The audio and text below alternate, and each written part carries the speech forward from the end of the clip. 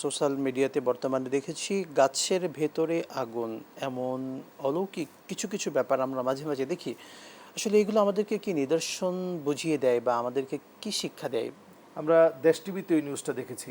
যে নিশ্চয়ই অনেকেই এটা দেখেছেন। এই জাতীয় নিদর্শন এগুলো তো সবই আল্লাহর পক্ষ থেকে ঘটে। তো এটা আখিরুজ জামানে এরকম অদ্ভুত অনেক কিছু ঘটবে যেটা মানুষ চিন্তা করতে পারে নাই। এটা একটা দিক হতে পারে।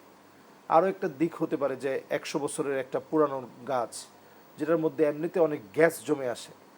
তো গ্যাস যেহেতু জমে আছে, সেটার মধ্যে হয়তো অনেক পোকারও উপদ্রব হয়েছে। যে তো এই পোকার উপদ্রব থেকে বাঁচতে, এটা আমরা গ্রামাঞ্চলে দেখি, অনেক সময় আগুন ধরিয়ে দেওয়া হয়, অথবা একটু তেল ঢেলে, অনেক ফাঁপা পেলে ওই তেলের মধ্যে একটু তেল ঢেলে, ওই ফাঁপার ভিতরে তেল ঢেলে, যাতে করে পোকা ক্ষতি করতে না পারে।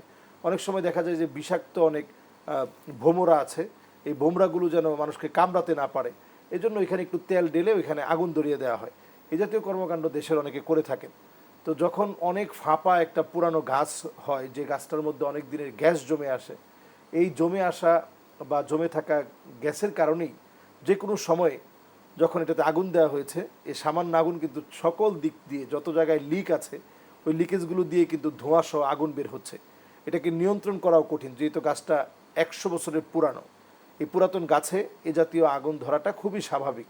যদি এই জাতীয় ঘটনা ঘটে থাকে, অনেক সময় কেউ কাকতালীয়ভাবে এটা ঘটাতে পারে, কারণ একটা লাল সালুর ব্যবসা হবে এখানে। নিঃসন্দেহে ধরেন এই গাছটার মধ্যে একটা লাল কাপড় পেঁচিয়ে দিলেই এটা বিশাল ব্যবসা, যে যে কোনো একজন পীর এখানে ঘুমন্ত আছে এবং এই পীর তিনি স্বপ্ন স্বপ্ন দেখিয়েছেন। দেখিয়েছেন। এরপরে বা শুরু হলো এখান থেকে পানি পড়া, কেউ গাছের পাতা ছিঁড়ে নিবে, কেউ ডাল ছিঁড়ে নিবে, গাছের খেদমতের কোনো অভাব হবে না। তো এই জাতীয় কর্মকাণ্ড শিরিকের যেহেতু জন্ম দেয়, আমাদের উচিত এই জাতীয় কর্মকাণ্ড যখন আমরা দেখব, এই জাতীয় গাছগুলো কর্তন করে ফেলা উচিত।